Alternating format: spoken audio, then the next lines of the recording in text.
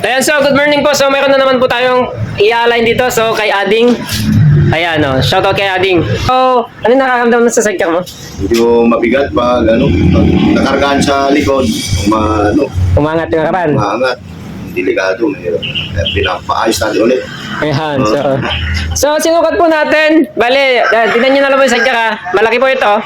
Pangakot po nila ng mga baboy. Ayan. Baka, Pwede rin baka kung medyo maliit-liit yung baka.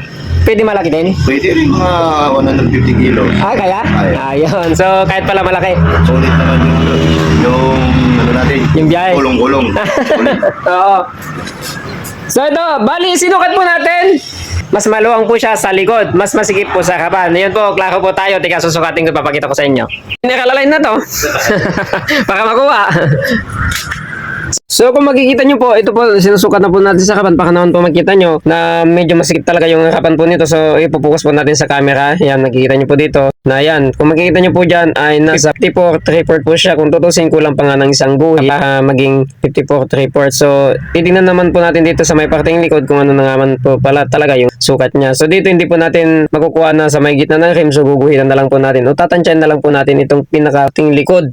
O kaya yung goma, tatansyahin na lang po natin yung pinakagitna po ng exterior na yan. So makikita nyo dyan, ginuguhitan na nga po pala natin. At sasagutin na nga rin po pala natin yung comment po dito na paano daw po kung malapad po yung rim o kaya malapad po yung mga gulong. So magkaiba po sila ng sukat ng mga gulong. So ang kinukuha nga po pala natin dyan ay gitna nga po talaga. So kahit anong lapad po ng gulong o kahit anong lapad pa ng rim ay yun lang po talaga yun. Gitna lang po yung kinukuha po natin. Isa lang po yun.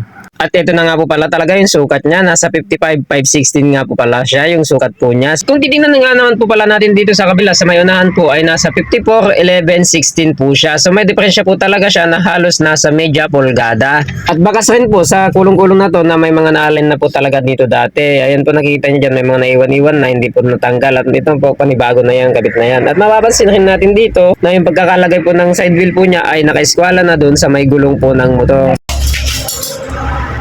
So pagpapantayin po natin mula sa likod, siguro wala naman tong sidecar.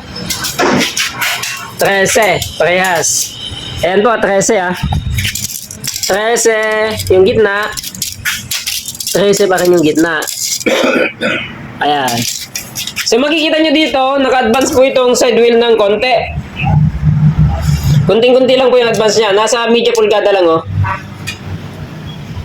Kaya nakikita nyo dyan, media pulgada lang siya. Samantalang sa likod, walang clearance. Ibig sabihin, naka-advance na po yung side wheel natin dyan. Kaya lang, kukulangin po yan. Kasi nga po, mabigat po tong kulong-kulong.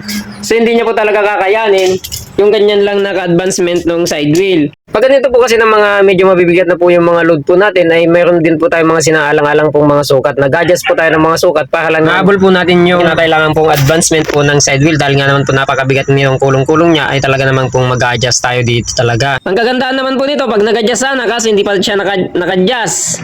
Kaya dapat dito sinasabi po natin dapat nakakwenta rin po ito. Pag-adjust po ng kadena doon sa may side wheel. Kasi nga po, halimbawa, inabante niya na to. Pag-abante po nito, mahuhuli na po yung side wheel. So, mabigat na po talaga yon. Dapat yon yung pag-adjust po nito sa, eto to, kung nakikita nyo to, kung nakasagad na dyan, may clearance na po kayo dapat doon sa side wheel. Para naman pag-adjust niya, habang pag uma-adjust po yan, gumagaan po yung manubela. Ayan na. At habang nga po pala, inalign po natin itong kulong-kulong ay dumating na rin po pala yung naka-schedule na ang align po ay side wheel dahil nga naman po nung nakaparada daw po ito ay nasagi. Kaya naman dito po ay inaayos na nga po pala ng kasama natin dahil nag-align din namin siya. Itong sidecar nga po pala ito, magaan naman po dati yung manubela po niya. Nung nasagi nga lang po siya, doon po bumigat. Kaya naman po nag-decide na po sila na ipaayos po dito sa atin. At pagkatapos nga po pala natin ma-align ay pinatesting na po natin sa kanila. Dito po sa atin kasi pag nag-align po tayo ay yung may mga may-ari po talaga yung pinatesting po natin para naman po maramdaman po nila kung may mali po doon sa mga ina-align po natin. Saka lang po tayo magte-testing kapag po mayroon po silang naramdaman na kakaiba para naman po tayo yung makapag-decide kung ano talaga yung gagawin po natin. Ano tayo, balik ba yung dati? Okay na?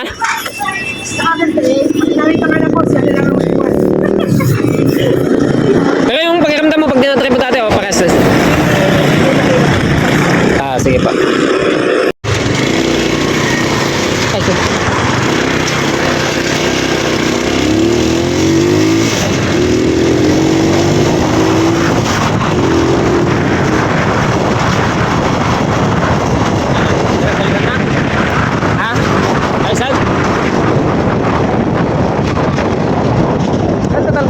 pati side wheel. Baka tatama. Tatama natin. Sabagay, kadwa nga magsgasta. Ang nagbat.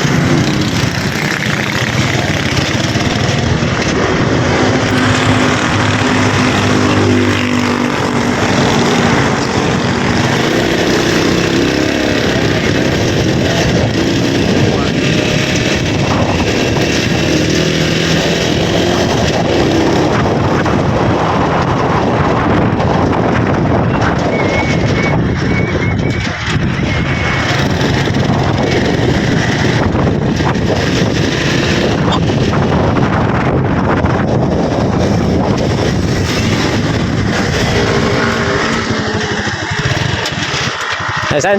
Sure? Tatanungin natin si Ading kung ano yung nakamdaman niya pagkatapos nating malay.